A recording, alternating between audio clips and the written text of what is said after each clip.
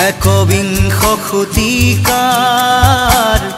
প্ৰেম কাহিনী ৰুমালৰে ভাজতে স্মৃতিৰে ৰেঙনি একবিংশ শতিকাৰ মোৰ কাহিনী ৰুমালৰে সাঁচতে স্মৃতি হৈ মৰমি